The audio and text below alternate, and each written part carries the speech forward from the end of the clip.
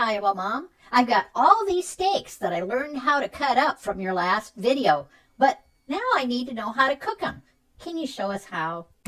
Sure thing. It's really pretty easy. Take the steaks out of the refrigerator a half hour before you're going to cook them, unless you're going to thaw them in the microwave. But we don't want them to be real cold. Then we're going to put them on a paper towel, and we want to completely dry that surface. That will make a better sear. A sear is where we're browning that surface of the steak.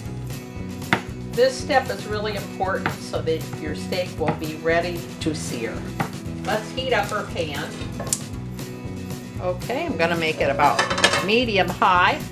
I'm setting the timer for 3 minutes. That's about how long it takes for my pan to heat up and for the oil to be hot. Now, if you have electric instead of gas, it will probably take longer. I do want to have a coating of oil, and I use extra virgin olive oil. It gives it better flavor. While that's heating up, let's season our steak. One thing I like to use is kosher salt. Because it's coarse, it will stick to the surface of the meat much better. Then I'm going to give it a real good sprinkle of pepper. Now we'll flip and season the other side. We're going to check our pan and see if it's hot enough. The surface starts to shimmer when it's hot. Now that nice loud sizzle means it's ready. Once you put it in the pan, don't move it until it's ready to flip. Otherwise, it'll tend to stick. I'm going to set it for 3 minutes. It takes about 3 minutes for that to sear on one side. You'll see that this one is starting to buckle. See, if I cut a little bit of that fatty edge in just a few places, it will go back down. I'm glad that happened because it doesn't happen very often, but this way I can show you what to do about it. Now it has been 3 minutes, so I'm just going to check and see. And you can see how easy it was to pick that up. Now if I tried to pick that up too soon, it would be sticking to the pan. Let's flip it over.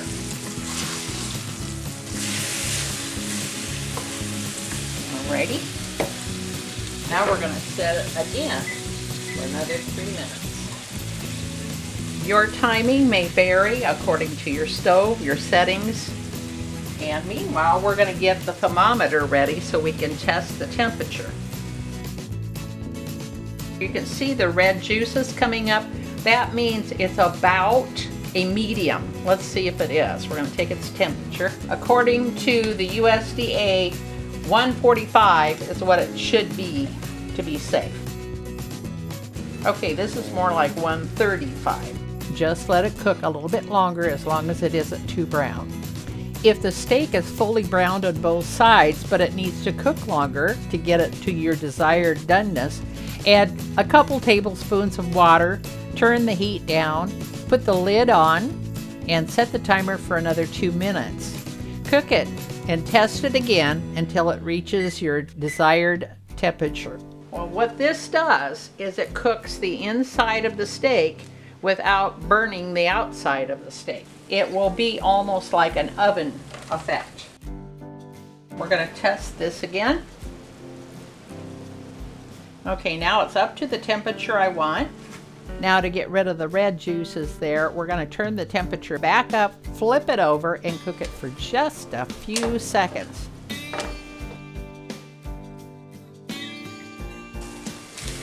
Oh yeah, that looks good.